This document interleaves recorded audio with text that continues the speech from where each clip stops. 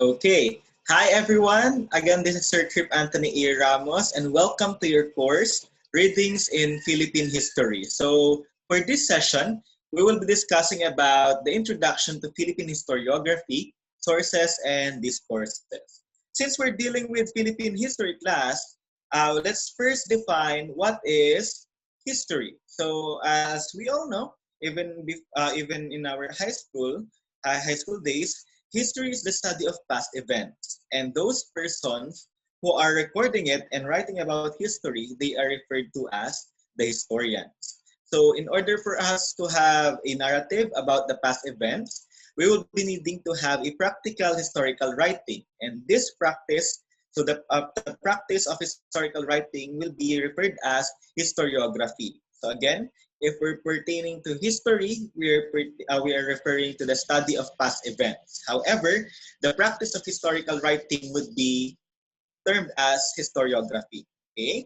In historical writing, there are two methods that we can use. Okay? So there is a traditional method and a modern method. So the traditional method, as the name suggests, what happens in this method is that there is a gathering of documents from different libraries and archives. Okay, so once you already gathered some documents from the libraries and archives, there would be a pool of information, and then later on, this would be translated into narratives. Okay.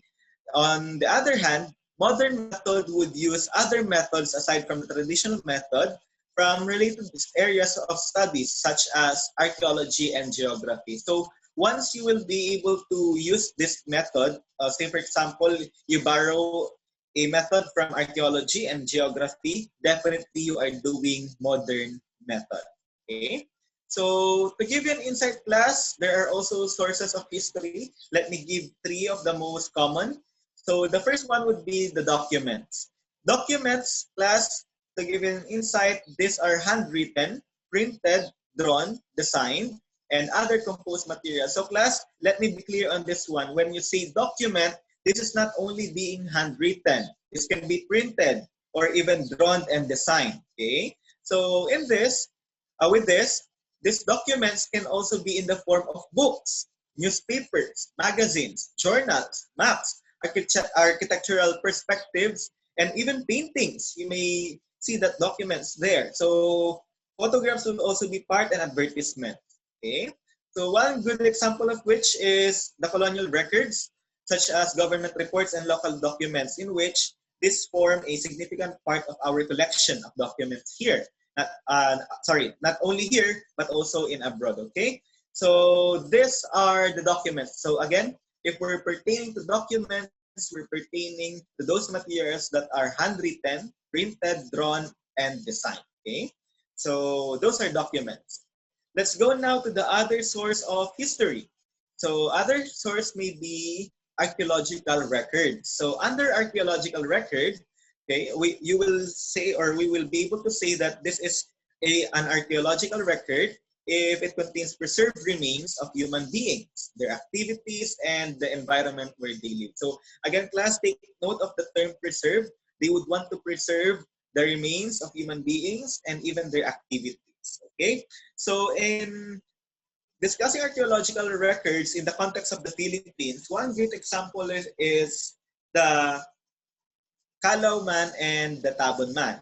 Okay, so uh, we all know that in the Philippines, Kalaw man and Tabon man remains have been found. Okay, and those were the proof that they actually live in our country. So again, that's Kalaw man and Tabon man. So under archaeological records too, so plus you may have two, okay, kinds of archaeological record. The first one would be fossils. So if you're pertaining to fossils, these are the remains of animals, plants, and other organisms from the distant past. So commonly, fossils are being collected through the form of bones. Okay, the bones of animals, okay, and other organisms. So definitely, if you will be pertaining to the animals or the remains of the animals that are, okay, that can be referred as fossils. Okay, but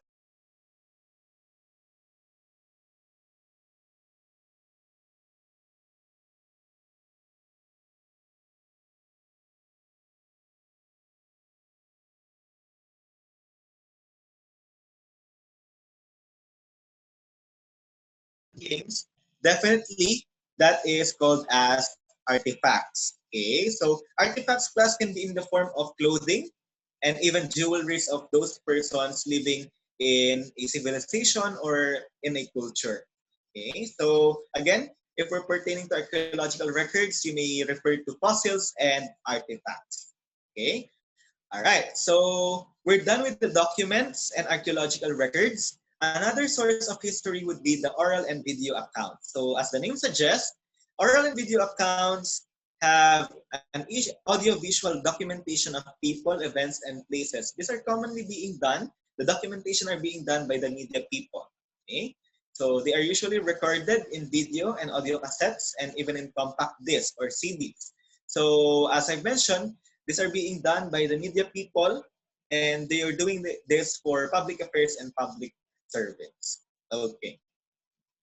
So we're done with the sources. So let me repeat it. If we're pertaining to the sources of history, you may refer to documents, archaeological records, and oral and video accounts. Okay.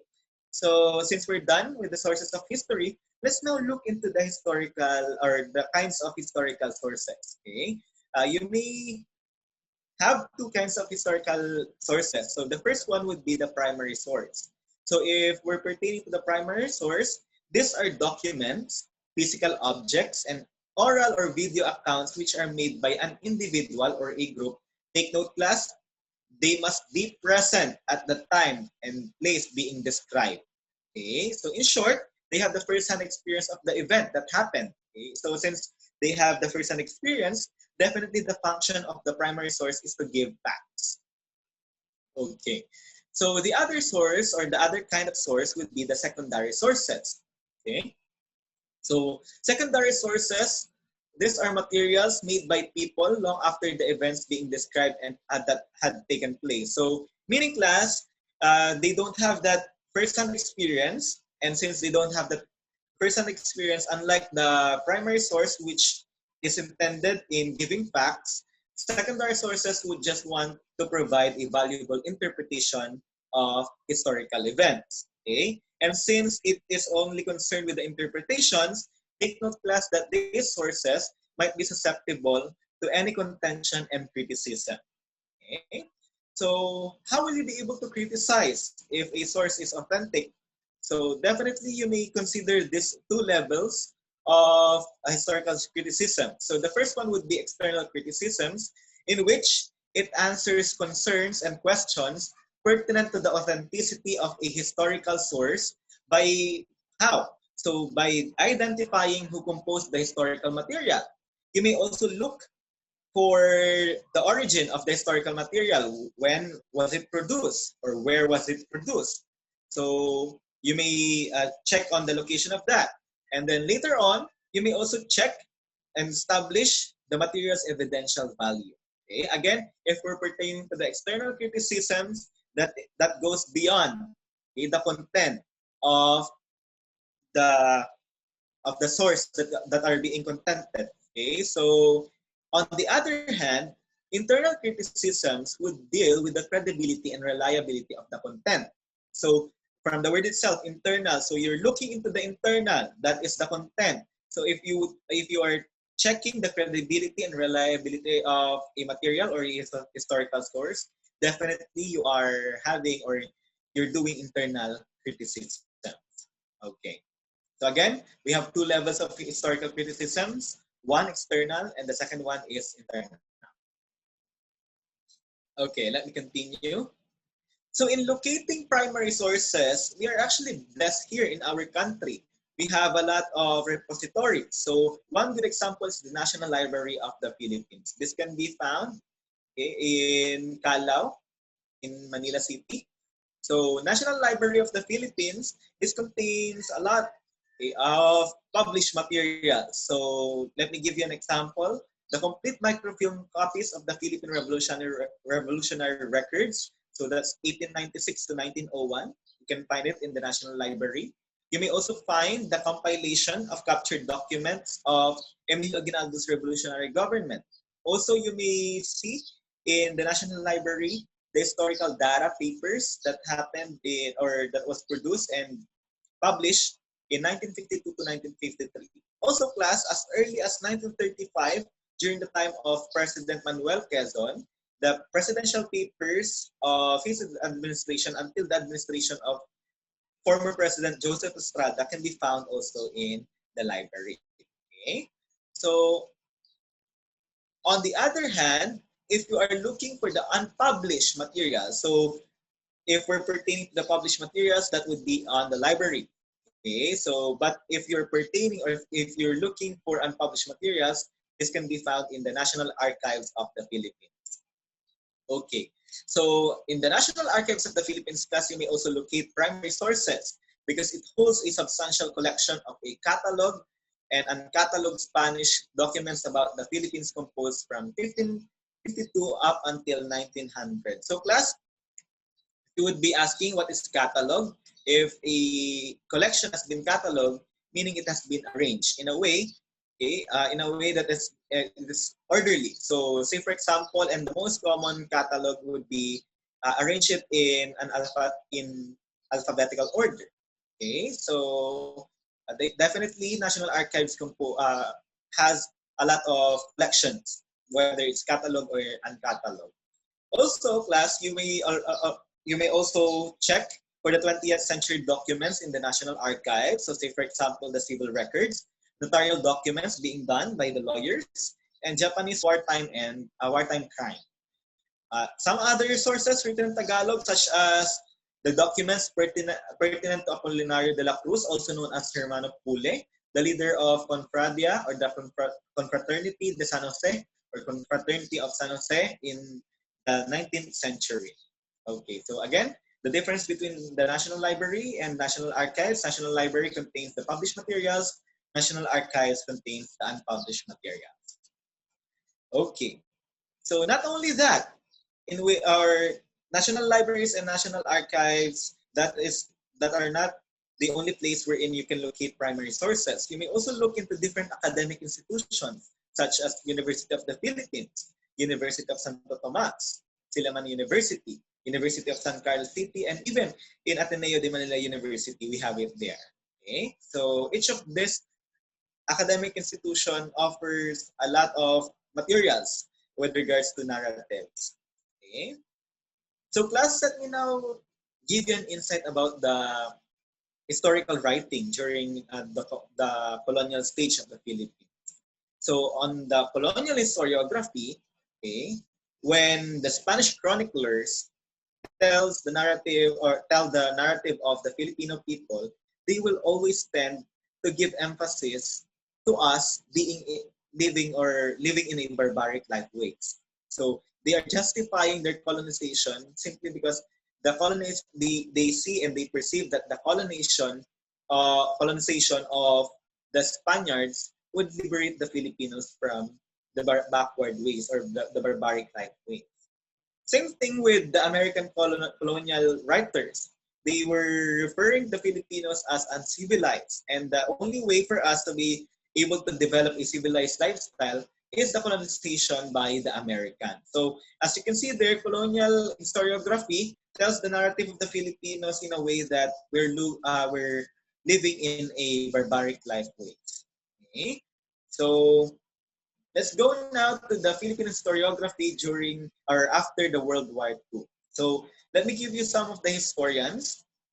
We have here Teodoro Agoncillo. He actually described the events before 1872 as the country's lost history. Okay. However, Renato Constantino, okay, debunked this idea, and he advanced the people history, a study of the past that sought to analyze society by searching the people's voices from colonial historical materials that typically rendered Filipinos as decadent, inept, and vile. Okay? So again, that's Teodoro Agoncillo and Renato Constantino. So Salazar class would conceptualize later on the pantayong pananaw, in which it is an approach in understanding our experiences, okay, using our cultural frame and our own cultural language. Okay, so again, the pantayong pananaw uses our own cultural frame. Okay, so in understanding a lot of narratives after World War II. Reynaldo Ileto He endeavored to recognize the way of thinking of ordinary folk. So he would want to tell the narrative by using an alternative historical source. So that source may be in the form of folk songs and even in prayers. That's Reynaldo Ileto. Okay? So if you will be asking about the political narratives on how the policies or the politics has been being described during the time of our leaders, to give you an insight, most of our national histories today, which tells about political narratives, so definitely they would focus on the legacies of political leaders. So you may actually notice it during your junior high school social studies. So you will see there that each president would be highlighted by their legacies. Okay, and since we have a lot of republic already, so you will also notice that whenever there is a political narrative, there would be a segment or there is be a section in that narrative in which it will tell you about the government or the administration. Okay, so that are political narratives in terms of our country. Okay, again, they are giving emphasis on the legacies of political leaders. So, in our sense, those are the former presidents, and also they are interested in establishing the fact that there are different kind of leadership as their term. Okay, so that's political narratives. Okay, looking into the colonial histories in our historical narratives, most of the Filipinos, even the Filipino historians, they are actually they describe our ancient Filipinos as savages and barbarians. Even though that it's already our fellow countrymen, they are still portraying that the colonizers, are the liberators of the Filipinos from cultural backwardness. Okay, so that is the colonial histories in national or historical narratives. Okay, you will also notice that in historical narratives there is an elite-centric perspective. Those being referred to as the persons who have capabilities, who have the resources. So just like the Ilustrados, they are being portrayed mostly in the historical narratives. Okay? And ultimately, you will notice in our historical narratives that there is a patriarchal orientation. They commonly depict men as the one leading the revolution.